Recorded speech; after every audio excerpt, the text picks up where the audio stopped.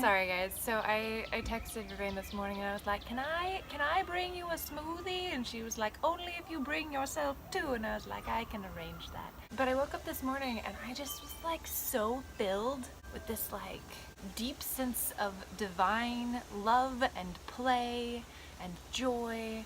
And I was just like, the thing that I want the most right now is just to come out and talk about it on Morning Ritual with all of these amazing people, and with Vervain and her sparkly star scarf, although I didn't know the star scarf was a thing at the time. So yeah, I was just so excited to like talk to you guys about this and be like, how do we join in to the magical, amazing, life-giving celebration that is the miracle that we get to be alive in this world with all of the beauty around us. I don't know, I've been taking it for granted lately. So yeah, the end. That's my story. I did not say this to you earlier, but I also have felt disconnected from the divine lately. And yeah,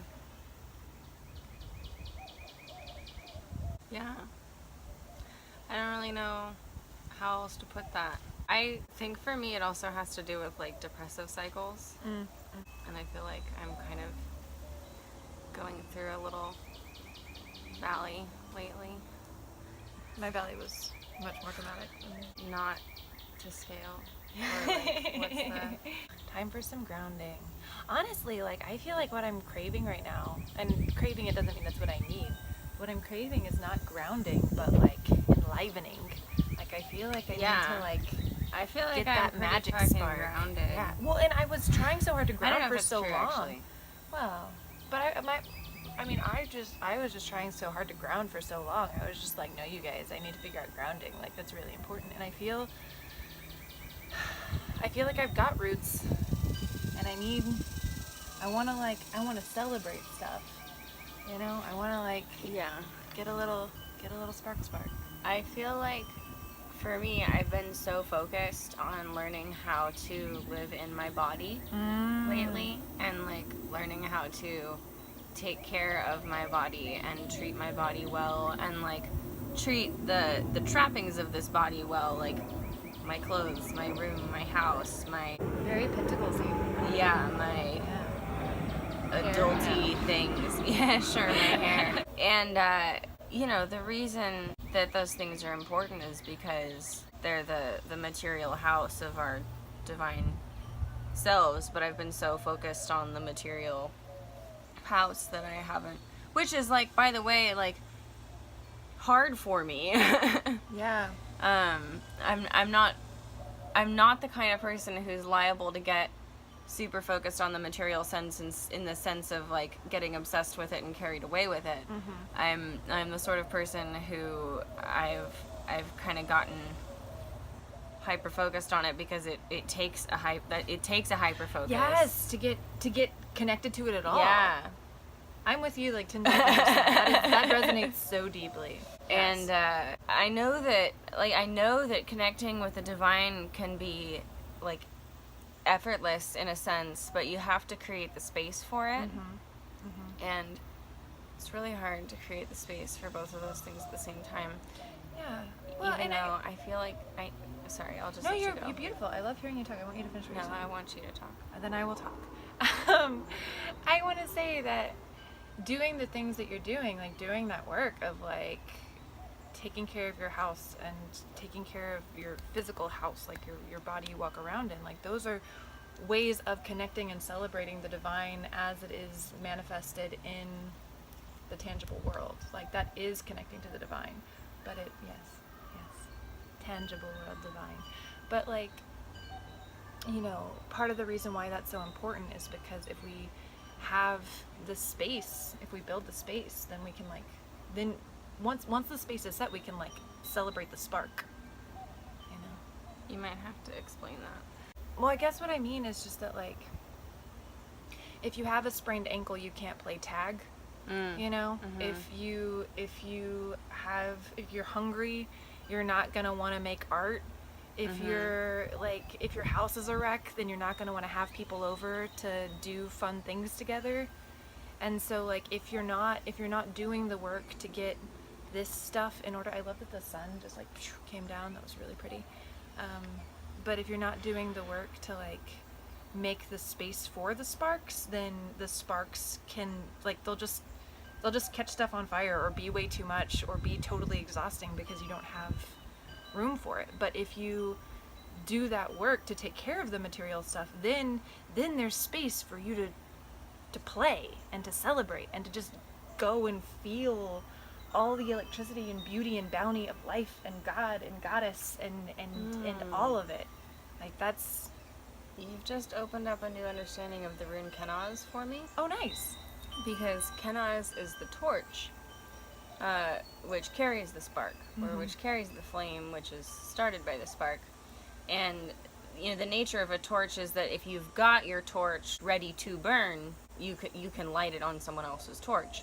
And so knowledge and light can spread. And to ken is to know, and Kenaz is also a rune of knowledge. But one of the rune poems that talks about Kenaz talks about torches lining the walls of a home where noble folk are, it's in the known place. And so the light is your known territory, but also like only within the solid walls and the known territory and the comfort of the home. That's where you most often find the torches lining the walls, and that's a place where the spark can be contained and do its job and serve its highest purpose. Like, hard for me to take care of material things when I crave to be a shining light to humans. I know. That's the place. See, that's the place that I'm usually in.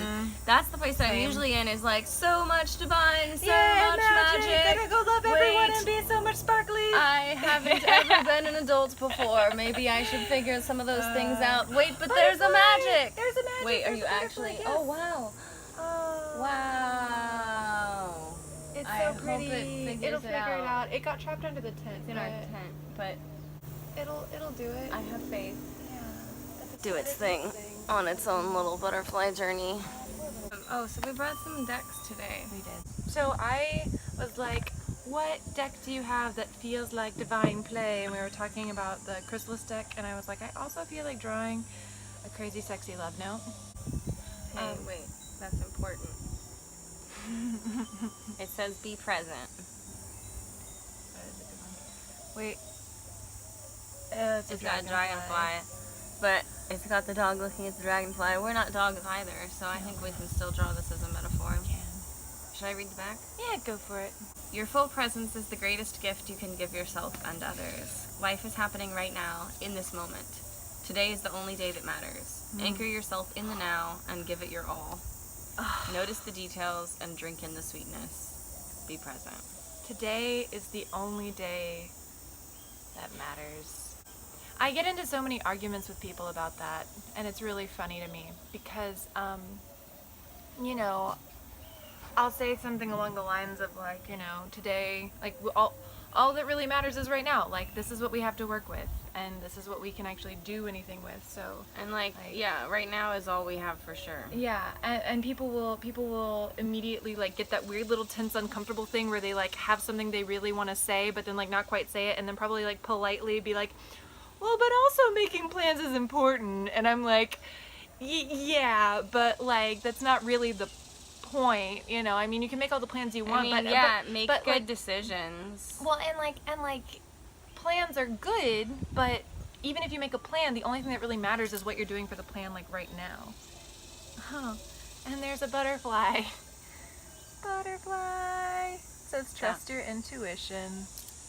Can we read this one too? Yes. I mean, like this is like a really how informal, this is going, right? Okay. So trust your intuition. It's time to stop seeking advice from others and go inside instead. I told you. I know. You know what's best for your body, mind, and spirit. Erica knows. Sit in meditation, walk in the woods, awaken yourself to what you need and listen. Tune in to your inner guidance. When you get a gut reaction, honor it.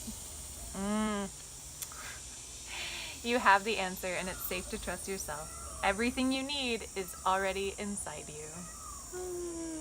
Be present and trust your intuition. Yeah. I feel like that's also like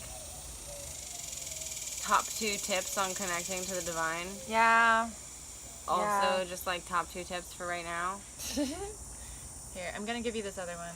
Okay. You're gonna hold it. I'm gonna put them, Put them in the card stand on my knee. On the knee. Okay, so I'm gonna play the emoji game because it's my favorite game. And I want... Okay, so this is one of those like weird abstract ones that I like because I'm weird and abstract sometimes. But I want you guys to put down an emoji that like represents like a way in which you observe the divine in the world around you. And like when the whole screen is full of emojis of different people's like divine symbols, then we'll draw the card on top. Don't peek. I've hidden them. You can look at the screen and help me watch for divine symbol emojis. Divine symbols. There's Ooh, bats. Water. Very cool. Fairies. Batman. Yes. Water, fairies. Oh, lots of good Moon, ones. shell, butterfly, rainbow. Yeah. And the moon. Moon. All right. We're full. The moon is almost full also. All right. Well, this is What a is funny it? one. It's spruce up your nest. Haha, that's what I was doing Yeah. when you got here. Well, okay. So I think also, this is that's what we were just talking about in our conversation. Yeah. Yeah. Yeah, and so this is funny because, oh, I love this. I love all these symbols. I know, I love it when they keep falling in out there. Oh, these are great, guys. Thank you. Thank you for Oh, all I these like ways the to star. celebrate. And the umbrella. I love this. Tulips. Thank you, guys. I love it.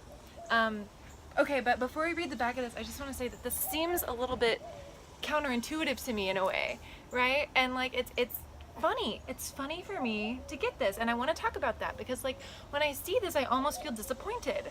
I'm like, but I wanted something about playing. You know, I wanted something about like connecting with people or going to play tag or something, and this is like right back in that caring for the material plane thing that we were just talking about, and that's like difficult for me, but I am gonna read it and we are gonna like talk about it, but like I needed to own my like personal. No, I feel you.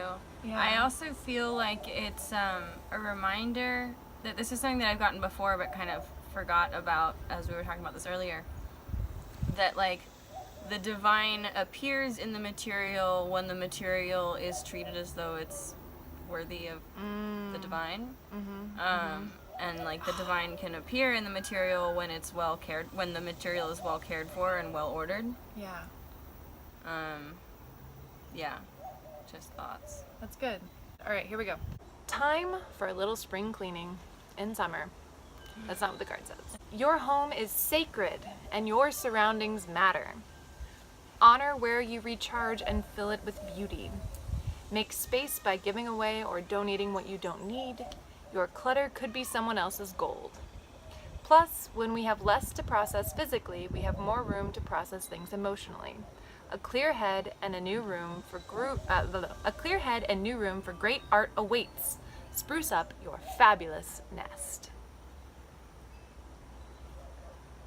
Can I also just say, I like how you misread that as like a new room for great art, because obviously like one of the major steps in my sprucing up my nest journey has been the craft room / art room.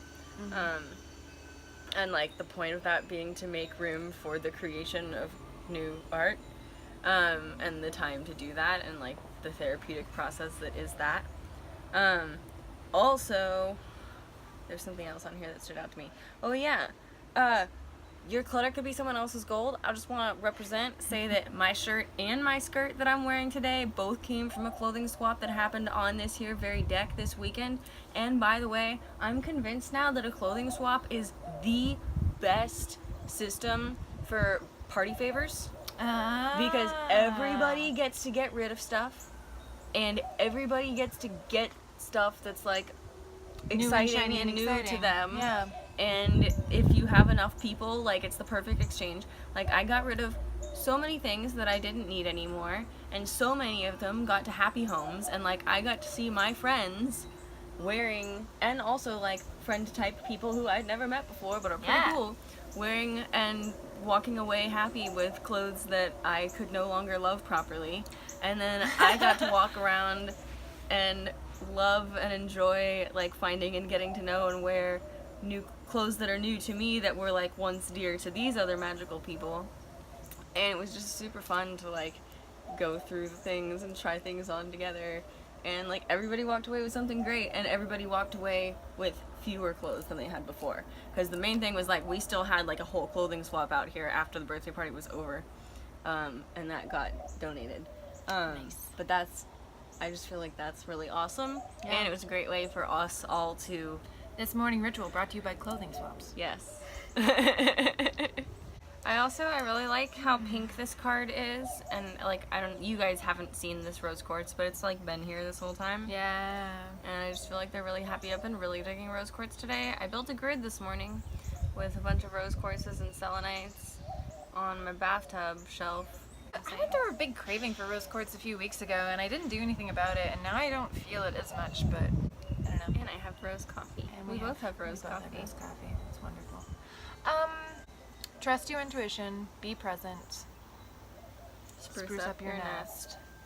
Which it's not mentioned in the card specifically, but I do feel like the nest of the soul as the body, like I feel like the body and the home are all included in that message. Well, and then, but you know, it's the funny home because particularly. Because actually, when I was reading this, did you bring your Chrysalis book?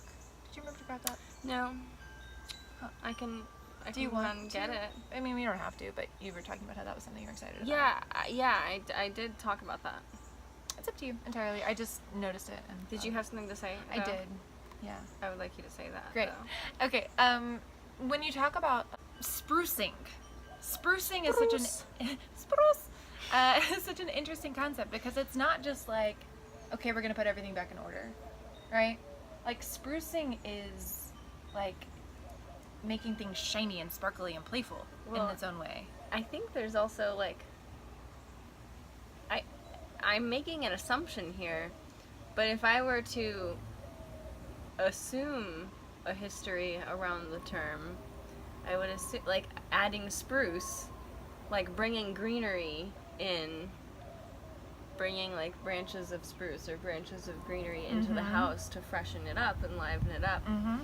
To make it smell nice and fresh like spruce, and to make it, like, to bring the look of the green and the color and the life into and it freshens up the air, like, actually, bringing in the spruce. But see, and I think that, like, when I got this and I was like, oh man, but this is just like dealing with the material realm again, and, like, I don't want that. I want, like, but, like, I need to remember that the only way in which the divine can interact with us is through the material, you know, like, the only way that we actually can experience it is through our lived experience. Like, we can feel it in our souls, but we're still experiencing our souls in our bodies, and we're still experiencing our bodies in this plane, and, like, you know, you can't detach them, and I think that this idea of, like, building a life and building an environment that is, like, full of sparkles and wonders, so that you are more present with the divine in your life is actually pretty attractive in its own way. Wow, So many people joining all the time. Hi. So yeah, that's what I wanted to say about that. Cool. Would you like to keep them entertained while everyone get that book? We have brought the book. Which is like, whoops. Usually we read this deck without any book, because when I bought this deck, the Chrysalis Tarot, I bought it. It came with the little white book that it came with when it was first published, which I didn't like. And I don't think I literally threw it out. I think it's on my bookshelf. But I haven't, like, looked at it in a couple of years. You can hold it if you want. You just had your hands full, so That's fine, yeah, thank you. I was gonna show them the backs, but I didn't get to that part. I just always want to look at the backs of these cards. Look at how pretty. Yeah, so I don't really like the little white book, but I, having stumbled upon Happy's copy of the bigger version of the book, which was released later, I actually was really enjoying looking through it, and so I bought myself a copy Ma'at fell out of the deck, so that's a thing. We can talk about that. This card is actually the reason I bought this deck. It's my favorite card in the deck. That's exciting. I like to hear that story. But I'm going to finish this sentence. Great. Which is... What was it? Happy's copy of the book. Bought the bigger one. Right, yeah, and I haven't looked at it since I bought it, really. So here we are today. That's why we wanted to make sure and got it. Wow, my English gone. Words hard. Do you want to talk about Ma'at? Ma'at is a call to truth. So I feel like I'm mildly concerned that it's like a, hey, the next thing that we're gonna say is important. Listen up. Don't deny the true part of it. Your heart will be weighed against my feather of truth after we talk about this next card, so keep Everybody that get in excited. mind. Yeah. Get your, That feels right. that's just what I feel like. Yeah. I just really like the art. Is why I bought it. Are we still And I like Ma'at. Are we still talking about connecting to the divine? I think we are. Yeah. Also, I mean, that's like, for me, truth is like how I connect to the divine. In one way, because I like your new sparkle pink, Right. pink sparkle toes. They're like rose quartz toes. They are like rose quartz toes. Maybe that's why I stopped craving rose quartz. Because I just got rose quartz Put toes. it on your toes. Sean likes to say that the little spark of God in you is the thing that wants to tell the truth and that knows when you're lying and that feels bad for lying. That's Or funny. that, like, why is that funny? Oh, I just think that the little spark of God in us is the thing that both loves and craves love in response. There's that also. I think maybe. and I think it's See, interesting I think to all like those things are, I think both connect those them. things are true. Yeah, no, I'm not saying that it's like funny, but like ha ha ha funny, because it's like if you combine those two ideas, then what you get is something that like both Cups like and swords. well Cups it and it swords. only wants love if it's true love. It doesn't want love that is like superficial or forced or based in something that is not what it truly is. Like it is love that like Oh, okay. I was just like, amen. yeah, no, it's love that craves being truly seen and truly like cherished for itself, not for anything. Yeah. So that's why I was like, that's what happens if we squish these things together? We get something even better. Anyway. True love. True love. Wow. True love. Ooh, wow. A dream within a dream.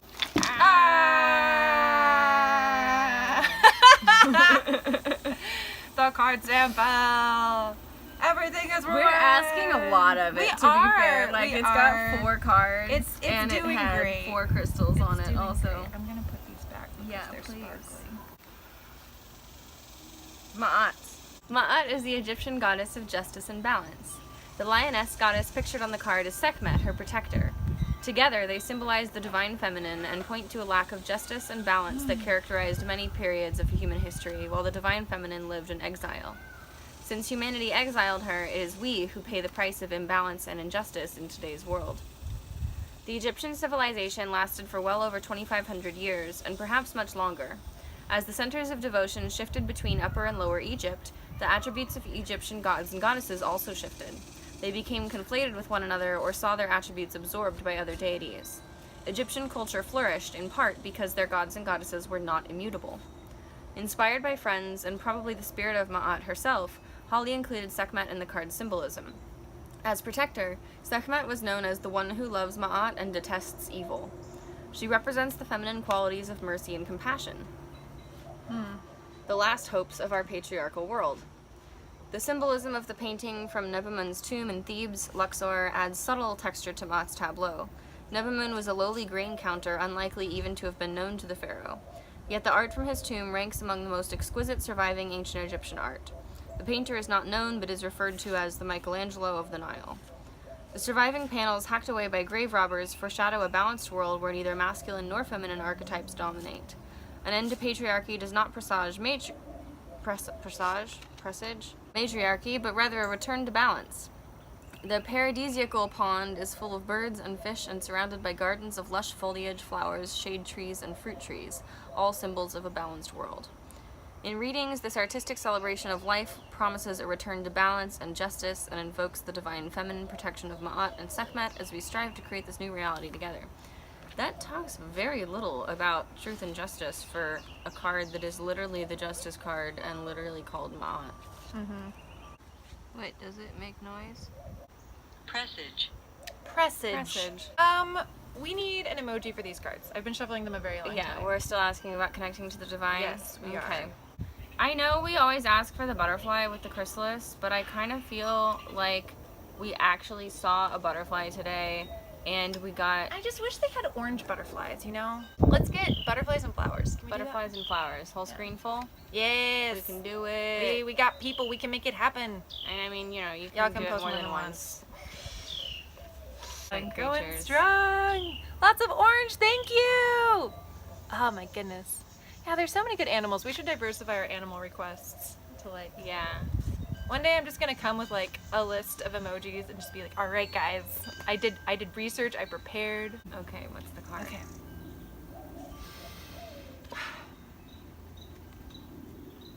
The Six of Mirrors, inverted. But the art is really I don't good. really read reversals with this deck. Fantastic. Do you want to? You don't have there's to. even If you information don't- for it. If that's not how you treat I this don't deck, like usually- I'm a follow your lead. Maybe we'll read about it and be like, actually, but like if What we was think it? about this, Six of Mirrors? yeah. Oh, I love this actually. Like just this card, like the way this looks like. So it does. It looks like celebration. It looks like this very naturey man out in the woods playing music with flowers and birds and like at this little temple. Like that's what it looks like. This magic pagoda. The artist says, if memory serves, the Six of Mirrors was the first pip card I painted. Wow, that's cool. Which is really interesting also because it's like, in my experience, it's very much a card about reaching into or reflecting on the past. And so, I don't know, that being the first. Just interesting to me. I was very excited when it dawned on me I could use natural occurrences of water in nature to serve as reflective mirrors. So with this in mind, I decided upon a scene featuring a spirited she playing panpipes in front of 6 memory-reflecting pools. I have always been fascinated by Pan and such spirits, a fascination that began in childhood when my mother read The Wind in the Willows to me. Although not a key character in Kenneth Graham's beloved book, Pan was still very memorable. He wasn't just a nature god. He was a respectable presence, friend, and helper. I felt such a presence was evocative of nostalgic musing and pipe music, 2 key ingredients for reminiscing. A she, S-I-D-H-E, is an esteemed fairy whose ancestors belonged to the Tuatha De Danann, the goddess of the children of the goddess, Danu, and the old gods of Ireland. She are often referred to as the Shining Ones. Actually, on the Six of Mirrors, we see 2 she. One plays the pipes, while the other circles high above the chrysalis shrine to the ancestors. The Shining Ones, as you see, are esteemed shapeshifters. The rainbow parrot and she piper make merry by serenading visitors who make pilgrimages to the shrine to honor their ancestors. When this card appears in a reading, that visitor might represent you. The 6 reflecting pools symbolize the healing power of memories awakened by the pipes. They represent dance, color, meditation, relaxation, natural beauty, and emotional awareness, also called emotional intelligence. Collectively, we named the reflecting pools the pools of vision. Shamans often describe visions of the she as encounters with wispy, luminescent beings. In Chrysalis, the she, as well as all gentle fae folk, serve as intermediaries with our ancestors. They let us know that the best way to honor the ancestors is to achieve our full potential and purpose in life and recover our destiny. Wait, will you read that one more time? From The start of that sentence? Or was that a I'll really go long back a little. sentence? It's 2 sentences, I think. Oh, okay. In Chrysalis, the she, as well as all gentle fae folk, serve as intermediaries with our ancestors. They let us know that the best way to honor the ancestors is to achieve our full potential and purpose in life and recover our destiny. The she and ancestors have no greater wish for us. Chrysalis opens the portal to ancestral communication and meditation through synchronicity, dreams, and memories. The benevolent and empowering spirits of the ancestors are always eager to help us discover our personal pathway to enlightenment. Everyone has loving ancestors who wish to see their future generations flourish. The water in the pools of vision flows from an ancient holy well beneath the shrine. The gentle folk built a community altar to the ancestors inside the shrine they hope will encourage us to nourish meaningful ancestral relationships in our homes. In return, the ancestors bestow motivation to persevere in the quest to attain our highest goals. Let me read that again, because that's speaking to me. Oh.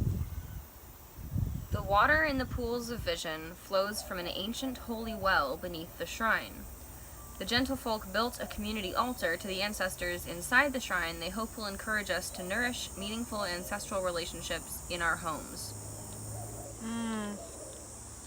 In return, the ancestors bestow motivation to persevere in the quest to attain our highest goals. Which, to me, motivation to persevere is deeply linked to connection to the divine.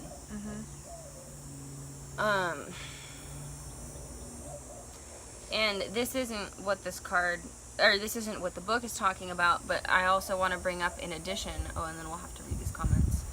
I also want to bring up in addition the Six of Cups or the Six of Mirrors. For me, a cross decks often indicates, like, you know, if the mirrors is about fulfillment, and like knowing yourself and finding fulfillment from within in that journey. The Six is looking into the past and seeing, like, okay, wait, where did I find fulfillment before? Where are my cards? Goodness, I want to look at what those are, honestly. Okay. Oh, jeez, these are terrifying. Oh, geez, Kali and the Six of Spirals. Six of Spirals. The Six of Wands is usually the victory card, though. Yeah. But it comes after the destruction of Kali. They're paired.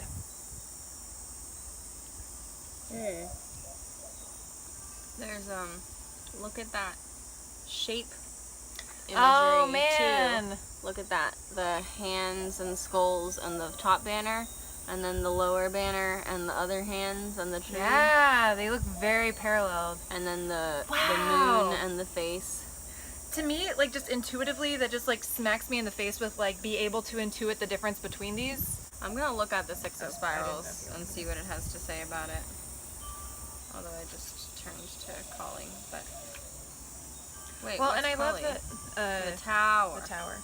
Yeah, I love that, like, in the Six of Wands, you see it's like this tree where these things are hanging from, and then in the Kali one, this tree is split. Like, it's divided, and here the branches are, like, forking. Wait, show me.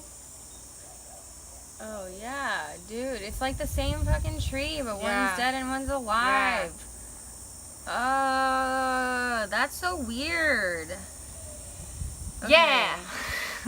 A pink clootie, I hope I'm saying that right, Clootie, was my inspiration for the Six of Spirals. One often finds ritual clooties hanging on the branches of trees near holy wells. Dude! Oh man, it paused. I don't know if you heard the near holy wells part. Let's say it again. Said, one often finds ritual clooties hanging on the branches of trees near holy wells. Holy wells! Painting this card held special meaning for me because I participated in the ritual long ago. I was living in Asia at the time and visited many temples where the faithful left offerings to enhance chances that their prayers were heard. I did this very thing when I lived in Hong Kong and was eager to adopt a baby girl. Upon learning of the various difficulties of adoption in Hong Kong, I wrote my wishes down on a pink piece of fabric and hung it from the only tree in my yard. Within 2 weeks, I received news a source in the Philippines had found a baby girl for me. That beloved child, Gabrielle, is now an adult. As an infant, her arrival in my life and my arms was a dream come true thanks to a pink clootie. That's beautiful. The keyword for the Six of Spirals is success. This is one of the Chrysalis's wish fulfillment cards. Hanging clooties is a powerful means of petitioning the local spirit of a sacred place, which would certainly include one's home.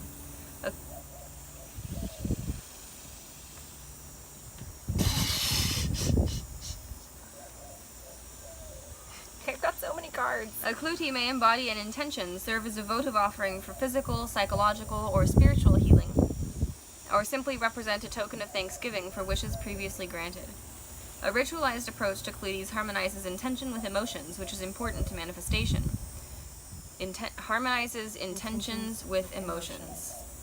In Celtic lands, cluties, hawthorn trees, and holy wells all evoke the magic of nature.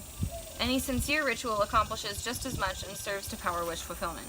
Simply imagining the emotional fulfillment your wish will bring you will itself power manifestation.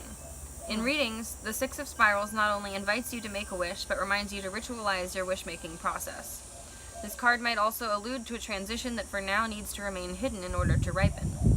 The dual symbolism of the full moon and the hawthorn tree, which makes way for new growth by shedding leaves, points to an upcoming transition. P.S. Full moon tomorrow. Which makes way for new growth by shedding leaves, which is like one of the main things that the tower is about. Which we have Kali, right? Yep. But it points to an upcoming transition, which a full moon is a transition, but also. Full moons provide the perfect opportunity to bid farewell to energies that no longer serve you and may now be significant barriers to spiritual progress and manifestation. Woo! One more time for the people in the back. Full moons provide the perfect opportunity to bid farewell to energies that no longer serve you and may now be significant barriers to spiritual progress and manifestation. Meditating on the Six of Spirals illuminates such energy patterns that have outlived their usefulness so you can ceremoniously release them and move on. Move on. The Six of Spirals asks you to draw down the awesome energy of the moon and petition it to shine healing energy and the pink light of unconditional love And it's a strawberry on moon! those most in need. That's great. The moon is a symbol of the great mother goddess who hopes all good things for you. This is whack. This is awesome. Also This is- that. But like, this is one of those This things is where I'm cool. like, you ask me why I believe in cards, like this is why. Because this stuff happens. Yeah, no, it's great. It's great. It's great. I think that, like, I'm putting my leg on top of the deck because we cannot, I don't think we can read any more cards. We're 6 cards in, but you're just in time for Kali. Just in time for Kali. Which is definitely the last card that we're going to read today. Yes. Because we're done. We Wait. have so many cards. 1, 2, 3, right? 7. 4, We're 7 cards 5, in. 6, 7. We've drawn 7 cards. We've read about 6. Yep. Kali. Which also, Jyoti, just for context, we're talking about Divine play. Sacred wells, divine, yeah, This right. all started Oh my talking gosh, about, right. let's go back to the beginning and just do a recap Let's- real yeah. quick. So we started this conversation because I was like, I feel called to connect to divine play. And we were talking about how, like, building up our material world is the way in which we can invite divinity into our daily life. First we were talking about feeling like too pulled into the struggle of taking care of the Yeah. material and like losing touch with the divine through that, and then we were surprised by getting the message that we need to continue working on that and finding ways to make our relationship with the material sacred so that the sacred and the divine can manifest in our material world. Then And then we got Matt fell out of Ma'at. the deck. Matt. right, she just fell out as like a call to truth, and I think also a call for us to process this next message Yeah. that we're about to read from Kali. We felt like it was kind of like a triple underline of whatever cards came next. And then the next card we drew was the Six of Mirrors. And then a really strong gust of wind came by and blew the Six of Spirals and Kali off the top of the deck as well. And we were just like, whoop. And so we've been getting a lot of like parallel symbolism of like mystic wells and the moon. Right. And Mystic wells or sacred wells in the Sacred moon wells. were both like talked about in the 6 card. Well, they're both 6 cards also. Yeah, so we're talking about connecting to the ancestors, reflecting on the past, sacred wells, taking time to ritualize intention, and letting that go of also the energies came that into aren't here. serving you anymore. And then we really were noticing a lot of parallel imagery in this, and I'll post a picture of that and draw some of the parallels after, like, in my story, and so you can get a closer look at that. Because I know the resolution's not always the best in the stream, too. And now we just read about the 6 of Spirals, and now we're about to read about Kali. Woo! For those of you just joining us. Though I painted this Kali card, says the artist, the image is disturbing to me. I had never attempted anything dark before, but it's one of the few paintings where I felt the piece painted itself, rather like the ill-fated portrait in Oscar Wilde's picture of Dorian Gray. The many paintings I reviewed before beginning Kali portrayed her fearful and ferocious mother goddess form. Her destructive yet creative cleansing energy was evident in those Hindu paintings, but I also observed a light quality as well. Perhaps it was the stylized, colorful approach of the Indian works that lightened her essence, but it seems my Kali took on a darker persona. All things considered, I think the Dark Mother makes a very strong visual statement. To me, that's what this card's message is all about. Kali wants you to sit up and take notice, much like Dorian Gray's portrait. Beauty and order are restored in the end. Oh, and Jyoti and anyone else coming in late, we had the full moon symbolism was very strong in the 6 of Spirals card, and we were reminded that the full moon is a good time for releasing what doesn't serve us, parallel to the Kali message, which here is the rest of the Kali message, or the rest of the text in the book about the Kali card, which is different from the rest of the Kali message. Archetypes that symbolize creative destruction are essential to the hero's journey and should be recognized. Chrysalis has 2, Kali and Phoenix. While Kali's solutions are mostly impersonal, imposed, and often resisted, Phoenix's solutions represent voluntary acts of personal sacrifice that are readily accepted. Accordingly, when we see Kali in a reading, we might anticipate a far-reaching, large-scale consequence. Or we might take it as an urgent tap on the shoulder to call attention to some neglected situation. Kali asks us to accept personal responsibility for effecting needed changes in our lives, or at least to grudgingly accept them. Otherwise, she may be required to make the changes for us. I feel like it's like we can do this the easy way or the hard way. Kali's world is always a work in progress, a world of chaos and uncertainty. Although her actions have purpose, which she foresees far in advance, we lack that capacity of foresight. Kali's world is a non-linear jigsaw puzzle seemingly carved into too many pieces. Many of them must remain hidden for our own well-being. Kali's garland of skulls symbolizes higher consciousness. Kali added Sanskrit writing since legend has it that Kali inspired the Sanskrit alphabet. Her third eye reminds us to use intuition and remain open to new ways of thinking. Such openness is the key to locating the corner pieces in Kali's crazy puzzle. Corner pieces help you identify situations in life, e.g. people, beliefs, bad habits, etc. that become obstacles to self-fulfillment. Kali will then motivate you to act appropriately. Like a jigsaw puzzle, Kali hides her solutions in plain sight. We tend to forget Mother Goddesses have benign and fearful aspects. Doting on benign, sentimental visions of the Divine Feminine separates her from us. We can best appreciate Kali when we can embrace the paradoxical nature of all great Mother Goddesses. They are destroyers and creators. Their actions are creative destruction. I'm gonna read that last paragraph again because I think that's literally the answer to the question that we asked. It's not even hidden. Plain sight, like a jigsaw puzzle. Okay. We tend to forget Mother Goddesses have benign and fearful aspects. Doting on benign, sentimental visions of the Divine Feminine separates her from us. We can best appreciate Kali when we can embrace the paradoxical nature of all great Mother Goddesses. They are destroyers and creators. Their actions are creative destruction. Kali is known as the Divine Mother of the universe. She reminds us of our divine nature and the wonders of cosmic awareness. Wow! Also, I did some adulting things yesterday morning that have been hanging over my head for a long time. You could say that. And it was not my idea. Also, it's the sort of thing that I've known I need to do it for a long time. We only have 2 minutes left. And I've been